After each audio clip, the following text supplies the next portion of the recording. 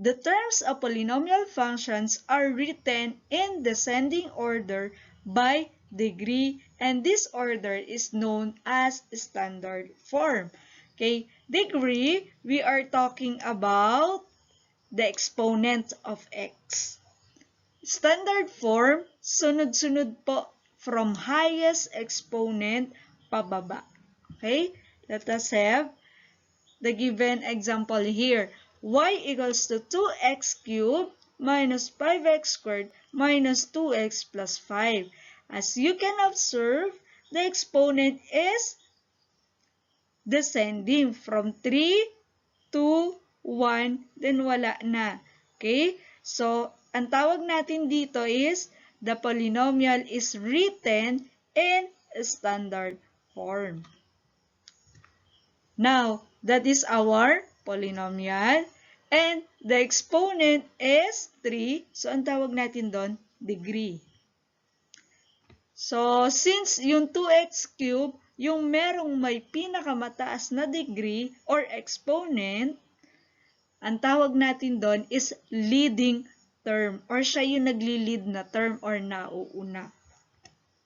And then yung 2, ang tawag natin is leading coefficient. Okay, if in case walang nakalagay dito na number, it means that the leading coefficient is 1. Okay, so that is degree, leading coefficient, and leading term.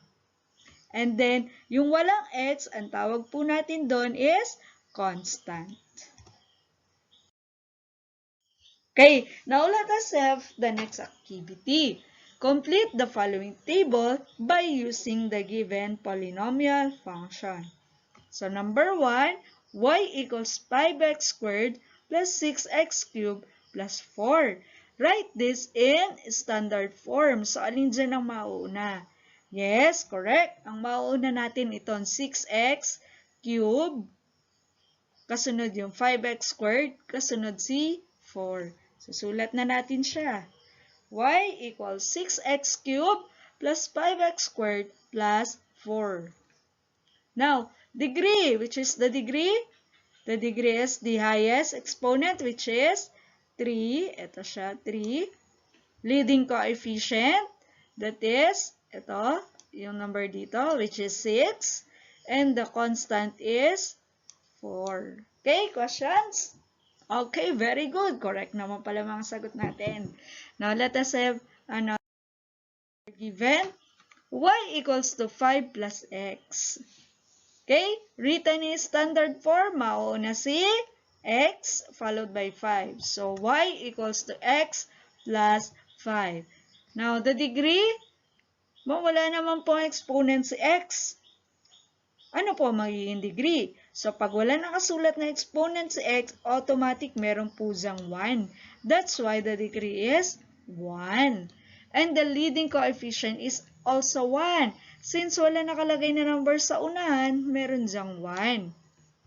And the constant is 5. Okay?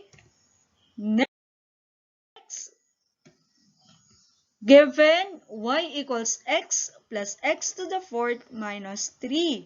So, written in standard form, that is y equals x to the fourth plus x minus 3. So, the degree is 4. Itong highest exponent natin. Leading coefficient is 1. Wala uli nakalagay ditong 1. That's why the leading coefficient is 1.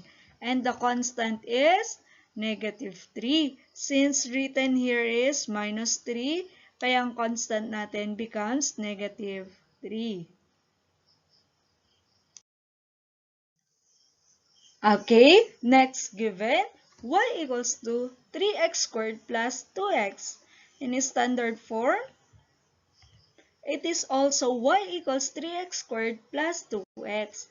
Since the highest degree is already in the first place or nauna na.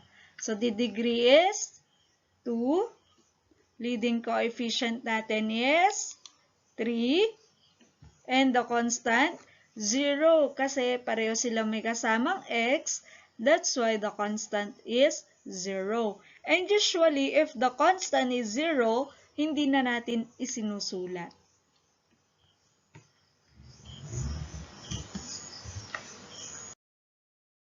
Last one, y equals to 4x squared plus 3x cubed minus 2x plus 1.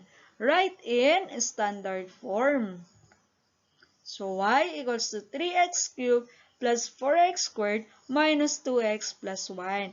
So, decreasing uli or descending yung ating exponent pagdating sa x. 3, 2, 1, walang x. Degree, that is 3. The highest exponent is 3, so the degree is 3. Leading coefficient, that is also 3. Constant is positive 1